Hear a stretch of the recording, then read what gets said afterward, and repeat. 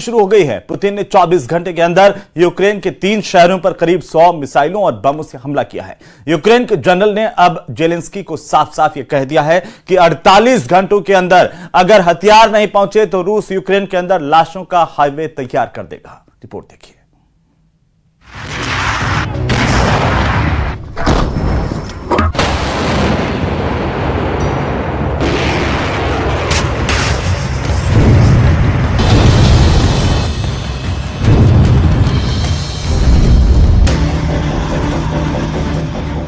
रूस के रक्षा मंत्री ने इस नई हैवी मशीन गन को देखकर बता दिया है कि यूक्रेन के कौन से टारगेट अब खत्म होने वाले हैं। 3 बैरल वाली ये हैवी मशीन गन खासतौर से ड्रोन को खत्म करने के लिए बनाई गई है। इसमें रिफ्लेक्स साइट भी लगी है ताकि निशाना चूके नहीं, ड्रोन 100% मारा जाए। डिफेंस मिनिस्टर सर्गेई शोइगु ने वो ड्रोन भी देखा जो खासतौर से ग्रेनेड ड्रॉप करने के लिए तैयार किया गया है। इसके बाद रूस के कमांडर्स की वो मीटिंग हुई जिसमें यूक्रेन को बहुत बड़ा शॉक दिया जाने की तैयारी हुई। मई 2024 यूक्रेन के लिए वो आफत लेकर आया है जिसका सामना ज़ेलेंस्की ने अभी तक नहीं किया है। यूक्रेन को डर है कि मई 2024 में रूस ने उसके 100 टुकड़े करने का प्लान बना लिया है। खतरा इतना बड़ा है कि यूक्रेन के जनरल की तरफ से होश खो देने वाला बयान आ रहा है। यूक्रेन के कमांडर ओलेक्जेंडर सिरिस्की ने पैनिक बटन दबा दिया है। जनरल सिरिस्की ने कहा है कि रूस पूरी फ्रंट लाइन पर आग बरसा रहा है। सबसे बड़ा खतरा उस फ्रंट को है जहां कुछ दिन पहले ज़ेलेंस्की ने दौरा किया है। ट्रेंच में घूमकर ज़ेलेंस्की ने देखा कि रूस की फौज कितनी दूरी पर खड़ी हुई है। ये डोनेट्स्क के आसपास का फ्रंट है और यहीं करीब में ही चशीव यार इलाके के 3 तरफ रूस की फौज ने घेरा डाल लिया है। अब इस इलाके में यूक्रेन के कमांडर ने दबी जुबान में बता दिया है कि रूस से बचना आसान नहीं होगा।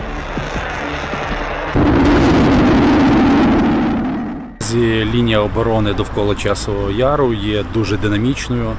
Можна сказати, вона вся палає у вогні. यूक्रेन के कर्नल का डर सही है।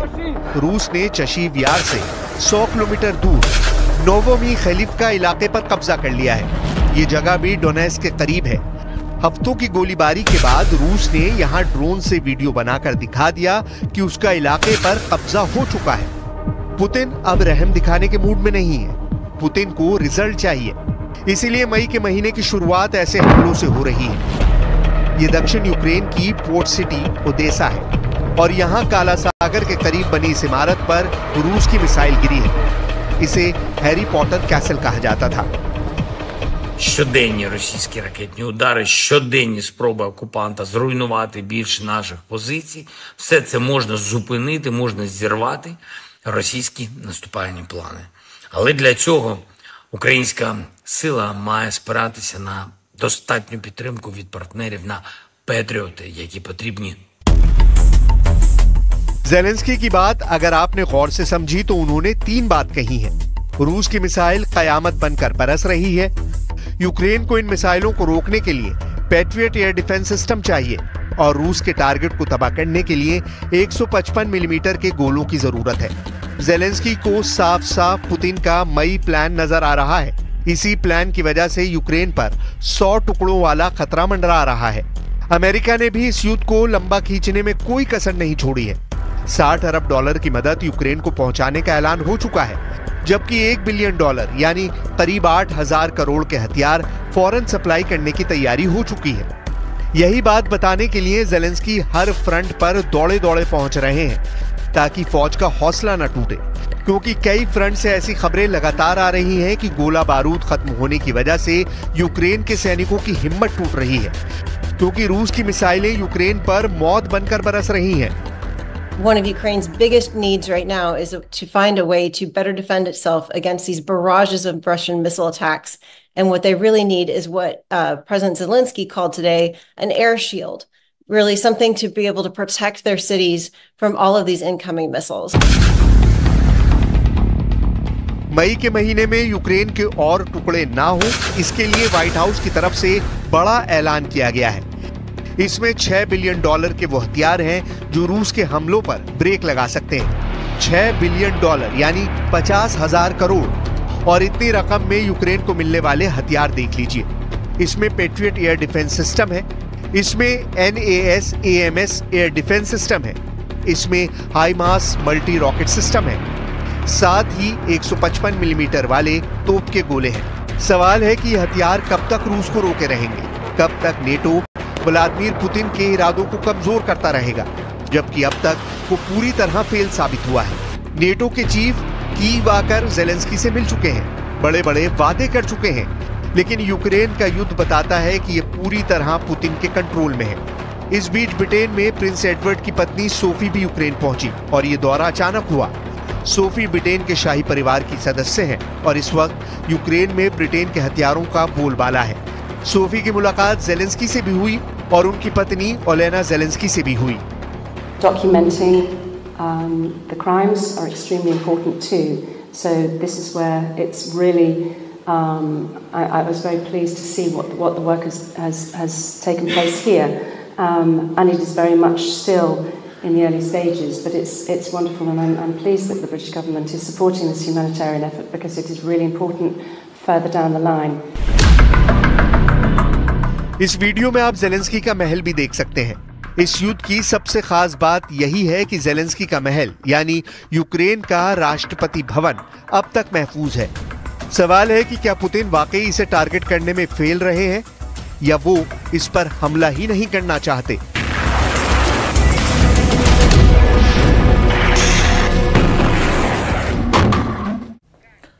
तो वहीं पाकिस्तान और चीन के लिए बहुत बुरी खबर है। भारत ने अपनी एक स्मार्ट मिसाइल को टेस्ट करके इस्लामाबाद और बीजिंग को फिक्र में डाल दिया है। यह डबल रोल वाली सुपरसोनिक मिसाइल सबमरीन किलर का सबसे खतरनाक रूप कहा जा रहा है। आखिरकार यह मिसाइल क्या है, रिपोर्ट में देखिए।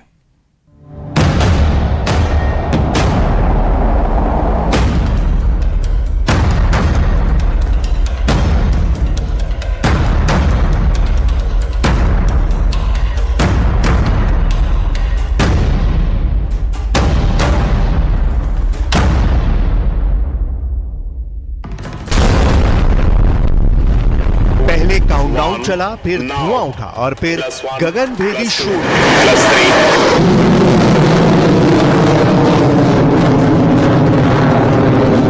जिसके साथ आसमान को चीरते हुए दिखी भारत को समुद्री अखाड़े में अजय बनाने वाली मिसाइल।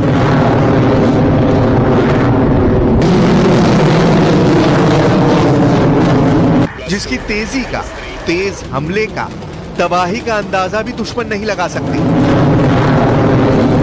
यह है इंडियन नेवी का लेटेस्ट और एडवांस स्मार्ट वेपन, ऐसा अचूक ब्रह्मास्त्र जो समंदर की लड़ाई में दुश्मनों की सबमरीन का काल है। बुधवार की सुबह ओडिशा के बालासोर से लॉन्च हुए सुपरसोनिक मिसाइल से अटैक होने वाले टारपीडो को टकटकी लगाए दो दुश्मन देश ताक रहे थे, क्योंकि इस मिसाइल सिस्टम की रेंज और मार की डिटेल ने पड़ोसी दुश्मनों के दिलों में तहलका मचा दिया है। समुद्री अखाड़े में आ गया सबमरीन किलर स्मार्ट +2 +3।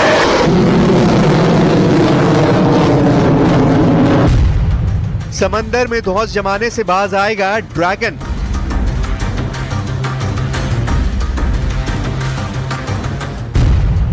अरब सागर में पाकिस्तानी नेवी की हेकड़ी होगी गुल।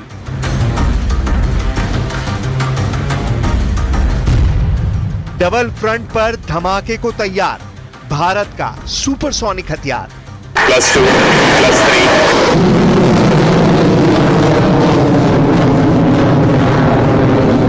हिंद महासागर में चीन की चौधराहट की गाठ है। अरब सागर में पाकिस्तानी साजिशों का इलाज है। ये है इंडियन नेवी का सबसे लेटेस्ट धमाका, सुपरसोनिक स्पीड, लॉन्ग रेंज और सॉलिड अटैक। इंडियन नेवी के इस सबमरीन किलर की सफल टेस्टिंग हो गई है। एक दो नहीं, तीन बार कसौटी पर कसने के बाद इस मोस्ट पावरफुल लड़ाके को मोर्चे पर तैनात किया जाएगा। क्यों इंडियन नेवी के स्मार्ट सिस्टम ने दुश्मनों की नौसेना में खलबली मचा दी है? कैसे काम करता है स्मार्ट का पूरा सिस्टम? इसकी मार कैसी होती है? इसके वार का असर कैसा होता है? एक एक बात सिलसिलेवार ढंग से जानते हैं।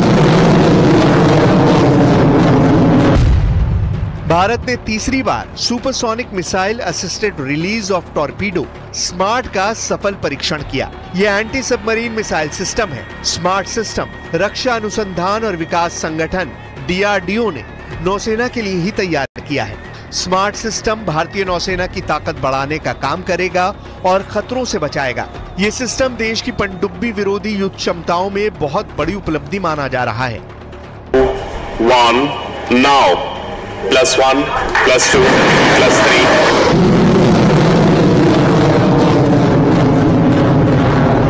वजह है स्मार्ट की मारक क्षमता। ये दुश्मनों की अदृश्य पनडुब्बियों को समंदर में करीब 650 किलोमीटर दूर से दफन कर सकता है। असल में स्मार्ट सिस्टम दो हथियारों का मेल है, जिसमें सुपरसोनिक मिसाइल और पनडुब्बी किलर टॉर्पीडो की जोड़ी है।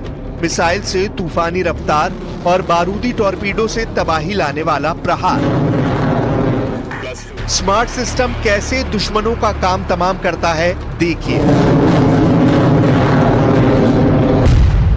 समंदर में मौजूद दुश्मन की पनडुब्बी को स्मार्ट सिस्टम से लॉन्च हुई मिसाइल 650 किलोमीटर दूर टारगेट बना लेती है। अगर स्मार्ट को ग्राउंड मोबाइल लॉन्चर से दागा जाए तो ये कैसे काम करती है, ये एनिमेशन के जरिए आप देखिए। ठीक ऐसा ही अटैक स्मार्ट सिस्टम बैटलशिप से लॉन्च होकर भी करता है। पहले सुपरसोनिक मिसाइल दागी जाती है। मिसाइल GPS सिस्टम की मदद से दुश्मन की सबमरीन की निशानदेही करती है और उसके नजदीक गहरे समंदर में टॉर्पीडो पनडुब्बी को एक झटके में तहस नहस कर देती है।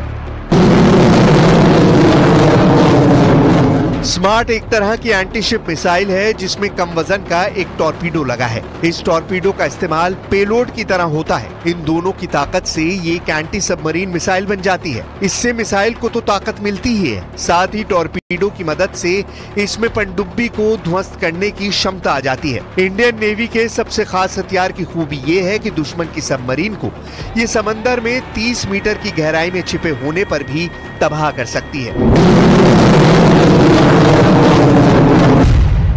स्मार्ट का पहला सफल परीक्षण 5 अक्टूबर 2020 को किया गया था। स्मार्ट का दूसरा सफल परीक्षण 30 दिसंबर 2021 को किया गया था। 1 मई 2024 को स्मार्ट का तीसरा सफल परीक्षण हुआ है। समुद्री अखाड़े में चीन की चुनौती को स्मार्ट की एंट्री ने बेमानी बना दिया है, क्योंकि इस एक हथियार से भारतीय नौसेना का दुनिया भर में मान बढ़ गया है। दुनिया में किसी नेवी के पास फिलहाल ऐसा अजेय लड़ाका नहीं है। स्मार्ट सिस्टम से इंडियन नेवी की पनडुब्बियां और बैटलशिप को ब्लू बैटल ग्राउंड में बूस्टर डोज मिला है, जिससे साफ है कि अब पाकिस्तान और चीन जैसे चालबाज दुश्मन समुद्र में कोई भी हिमाकत करने से बाज आएंगे।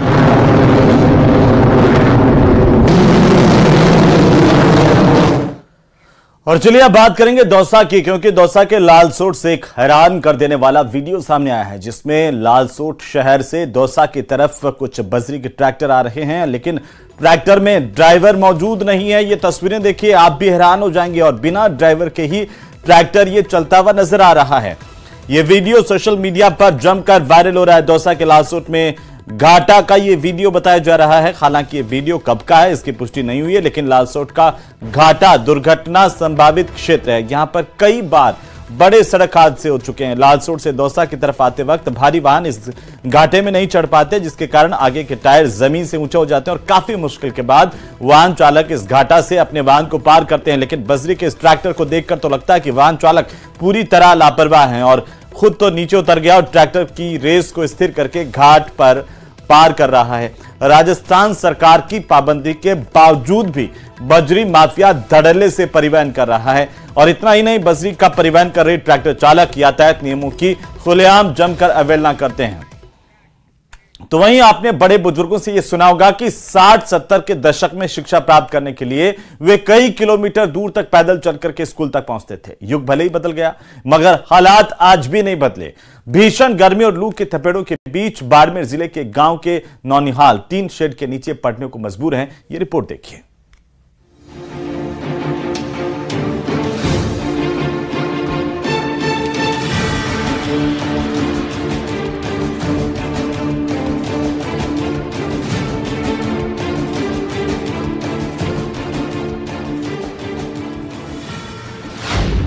जब धधकती है जमीन, और आग उगलता है आसमान।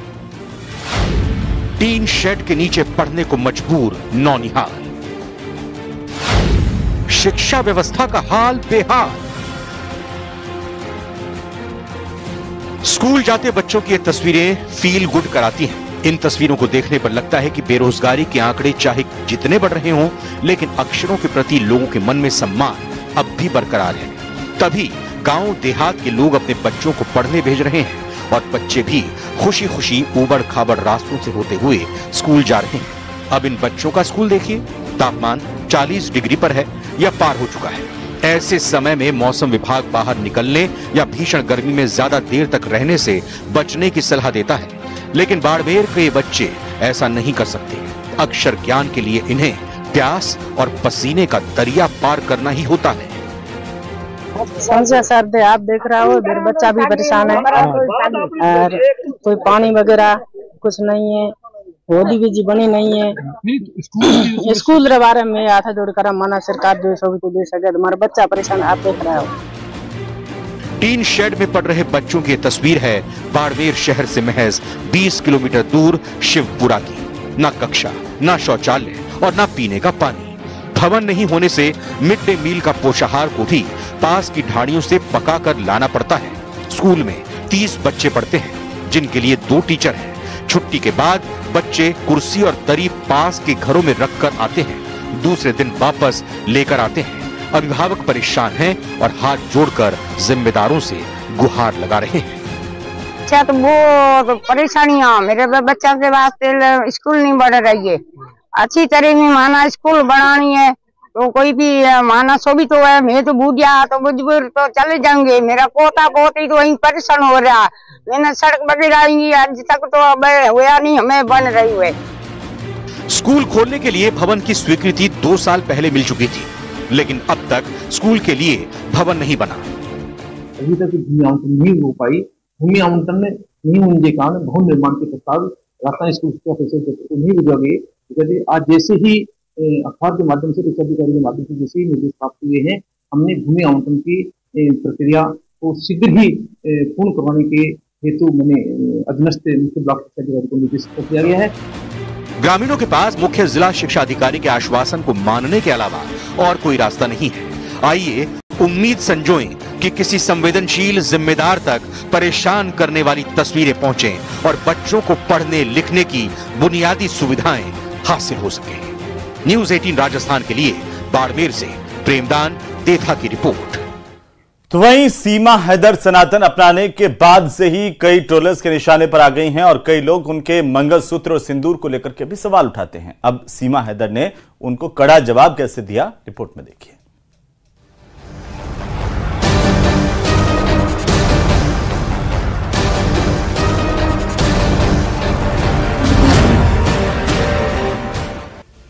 सीमा हैदर जब से पाकिस्तान से भारत आई हैं, तभी से उसके नाम का शोर चल रहा है। पहले सीमा ने सचिन मीणा से अपनी दूसरी शादी का दावा किया। मार्च में दोनों ने सालगिरह भी मनाई। सीमा कहती है कि वो पूरी तरह सनातन के रंग में ढल चुकी हैं और इसके लिए वो मांग में सचिन के नाम का सिंदूर भरती हैं, गले में मंगलसूत्र भी पहनती हैं। वो हिंदुओं के हर त्योहार को बड़े धूमधाम से मनाती हैं और वीडियो शेयर करती हैं। लेकिन पाकिस्तान में बैठे उसके पहले पति गुलाम हैदर ये सब बर्दाश्त नहीं कर पा रहे हैं। वो सीमा और सचिन को अदालत की दहलीज तक ले आया है। इसी महीने की 27 तारीख को सीमा हैदर और सचिन मीणा की शादी कराने वाले पंडित की कोर्ट में पेशी भी होनी है।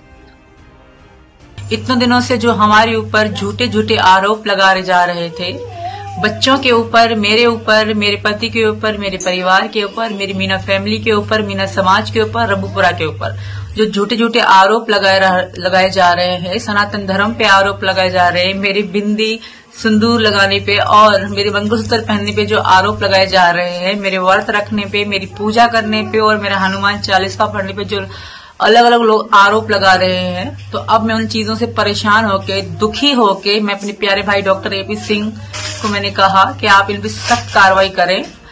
सोशल मीडिया पर सीमा हैदर पर सवाल उठाने वाले लोग भी कम नहीं हैं। सीमा ने उनको जवाब दिया है।